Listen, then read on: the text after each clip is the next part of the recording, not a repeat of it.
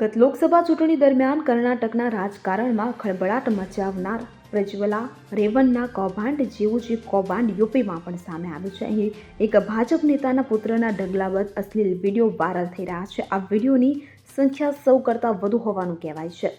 આ video hotel અને રેસ્ટોરાંમાં બનાવવામાં આવે છે. વિડીયોમાં દેખાતી છોકરીએ પોતે આગળ આવીને ભાજપ નેતાના પુત્ર વિરુદ્ધ પોલીસ કેસ નોંધાવ્યો છે. આ મામલો મેનપુરીના કોતવાલી પોલીસ સ્ટેશન વિસ્તારમાં રહેતા ભાજપ નેતાના પુત્ર સાથે સંબંધિત છે. પોલીસે કેસ નોંધ્યો છે અને નેતાના પુત્રની શોધ કરી રહી છે.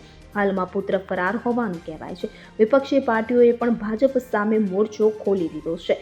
સોશિયલ મીડિયા પર પણ કાર્યવાહીની ઘણી માંગ છે. જે ભાજપના નેતાના પુત્રનો વિડીયો વાયરલ થઈ રહ્યો છે. હાલમાં મેનપુરી શહેરના એક મંડળના પ્રમુખ છે. તો વિડીયોમાં દેખાતી યુવતીએ પોલીસમાં ફરિયાદ નોંધાવી છે કે તેને નશીલા પદાર્થો આપ્યા બાદ તેનો વિડીયો બનાવ્યા બાદ તેની સાથે આ ઘટના બની હતી. યુવતીની ફરિયાદના આધારે પોલીસે ભાજપ નેતાના પુત્ર વિરુદ્ધ કેસ દાખલ કર્યો છે.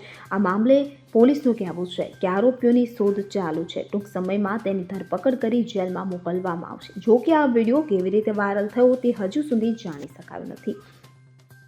Bureau report CN24 news. હવે જુઓ દેશ દુનિયાની તમામ ખબરો તમારી આંગળીના ટેરવે.